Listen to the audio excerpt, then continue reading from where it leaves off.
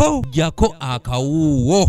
Ekisooka tubeere ne mutima asobola okuakomodatinga ensobi z'abaana baffe. Abazadde baweereddwa amagezi bulijjo okendeeza obusungu bwe bakozesa nga bakangavvula abaana baabwe kubanga singa tebakola bwe batyo kino kiyinza okutondawo oluwonko olw'amaanyi wakati waabwe ssaako n'abaana baabwe. Abazadde bannange oba omwana yenna omwana wo n'akola ensobi ekisooka tubeere ne mutima asobola okuakomodatinga ensobi z'abaana baffe.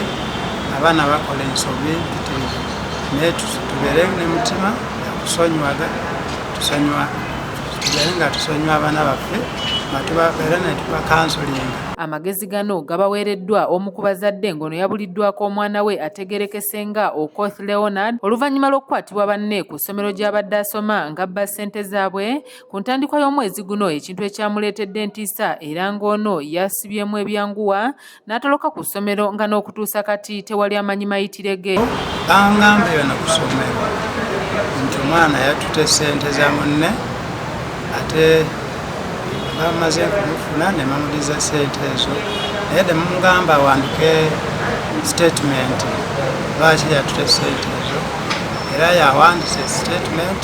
Nsuubira nti yatyayo kuba punishment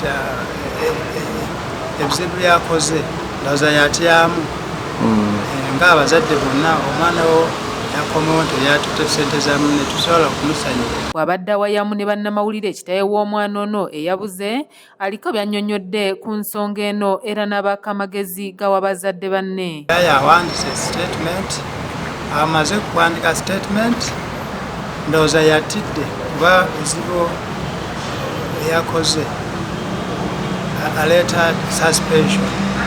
Maze kunze nsuubira nti yatidde awo enkeera n'abulawo. Mu ngeri y'emu ng'ebitone bwe biri nti kimu ku birabo Katonda byawa abantu era ng'oyo yenna aba alina ekitone bw'aba akikozeseza bulungi n'ebyokunoonya emirimu ayinza okubivaako, bw'atyo n'agufuula omulimu omutongole ogumusasula ekiralu n'omuyimbi Matzo M16 okuva mu Hidden City Entertainment asobodde okukozesa ekitone kye eky'okuyimba era ng'ono bingi byatuuseeko. Anabakana mwitire kola Moses akimanije tali watu pesi tefana kwa podese kwataka mapiyase. Ono nga yeeteekerateekera ekivulu kye kyatuumye ebiwooma ekigenda okubeerawo olunaku olw'enkya mu bitundu eby'Emmende mu disitulikiti wa Kiso aliko obubaka bw'awadde bavubuka banne naddala obutaggwa mu maanyi eri abo abalina ebitone. Zibulira abavubuka okulaba nga omulembe gukyuka kati kyensaba mujje tukyuse wamu omulembe ate omuvubuka abeeko nga atambuza obulamu nga tusitula talanta ebitone byaffe kuba emirimu mu Uganda gyabula kati kye tusigalidde kukozesa mirimu gya mikono sako n'emirimu gy'omuntu okubeera nga tusitule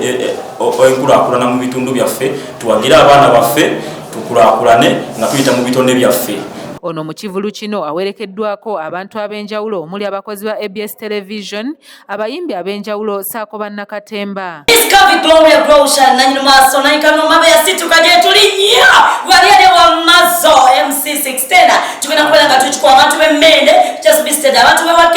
Biwooma ABS biwooma byefumba biwooma. Matiya Sekanjako yakusakidde eggulire lino okulwa ABS Television. Ab'Emmende gye mulina biwooma